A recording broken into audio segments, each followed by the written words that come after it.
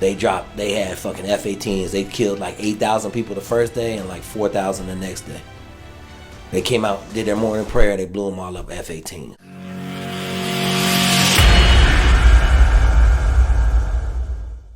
"9/11 happened. I'm at business school. I'll tell you this story because it's my biggest regret.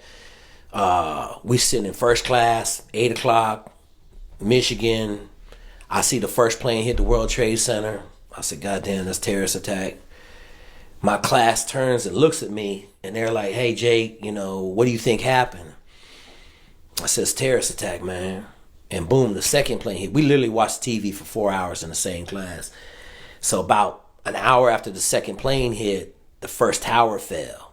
And then they were like, Jake, like, how is this possible? And I went up to the front of the class, and I was like, look, man, I'm going to tell you exactly what happened. A team of 3 to 6 people boarded the plane. I said they had box cutters. I said they went up to first class. They cut a motherfucker's head off in first class. The rest of the plane got compliant. They took over the plane. Somehow they knew how to fly the planes, and they flew them in the World Trade Center. And everybody was like, no, I don't think that happened. And my girl, Rakia, UVA grad, black girl, savage, stood up in the class and said, you guys are stupid. That's a Navy SEAL right there. If he said that's how it happened, that's probably more likely than not how it happened. And everybody was just like, oh, man. Like, everybody got quiet. It was a super somber day, right? And then it came out, like, a couple weeks later. Like, I knew about a couple days later that that's what happened. But I just did 2 and 2 with special operations, dude. How you take over a plane. Shit, I need 4 dudes. I'm going to cut a motherfucker's head off in first class. I have a box cutter. I get box cutter through security. Super sharp, like, boom, boom, take that head off, hold that shit up. Ain't nobody on the plane moving. You know what I'm saying? I get in the cockpit, I'll jimmy the door shut, I kill them 2 pilots and I'm flying. And then we find out they went to flight training, they didn't want to learn. Like, we learned the background, but I did special operations. Yeah. So that happened in the morning, probably about 4 o'clock. I was back at the crib, my phone rang, it was Margaret. Margaret was like, hey, Jake, you know why I'm calling? I said, yeah. She said, I need you in Virginia Beach by 12 o'clock tomorrow. You're going to be the OIC of your old platoon. You'll be in Afghanistan in 9 days. And I said, okay. I said, how long? And now, so here's a big disconnect, okay? So when I turned my letter in to get out of the military, we normally have 4 years inactive ready reserve, okay? I was so mad that I demanded complete release from the military. So when I got out May 31, 2001, they waived all my 4 years of reserve time, right? So Margaret goes, I said, Margaret, how long do I have? She said, Jake, you have to be in Virginia Beach at 12 tomorrow. You guys are leaving in 5 days to pre-stage. You're going to be going into Afghanistan in 9 days. And I said, okay. She said, listen. She's like, I can hear it. She said, I'll give you 4 years time in service. And I said, man, she goes, I'll give you 6. So she was going to give me 6 extra years. So like I was 03 with 6. She was going to give me 03 with 12. Nice. And so I was like, all right, ma'am. She said, I said, I'll call you. And so there was a West Point grad, cool dude. My roommate was a Naval Academy dude. And I called a West Point dude. Next door neighbor was West Point dude. They came over and there was 4 of us and we just sat at a table and kind of talked, right?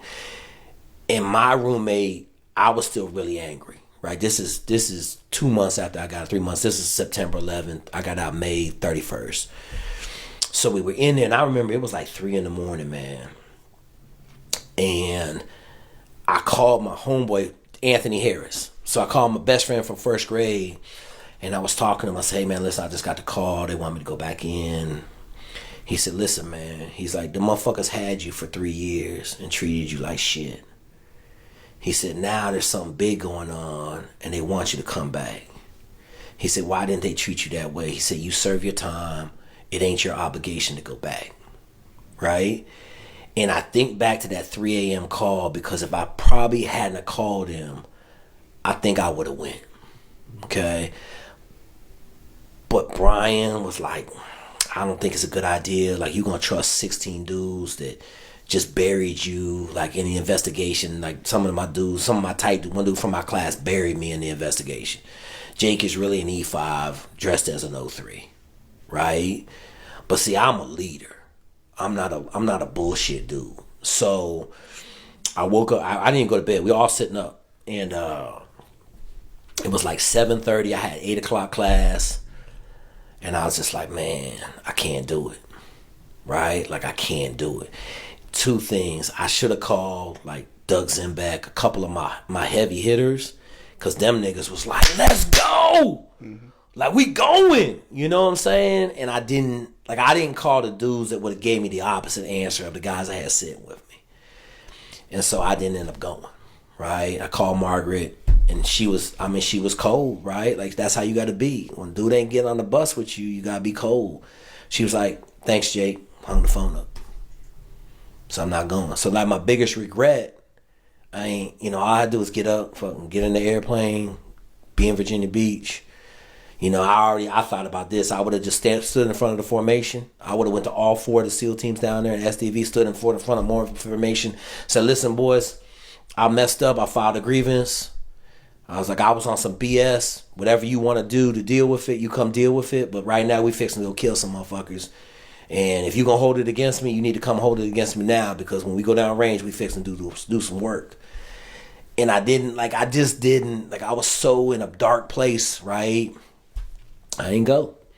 And so now I got to sit here as a 52-year-old man knowing that I could have been right there, because like they were in Tora Bora 9 days later. They had fucking F-18s. They killed like 8,000 people the first day and like 4,000 the next day. They came out, did their morning prayer, they blew them all up, F-18s. My chief was there. The chief I'm talking about was there.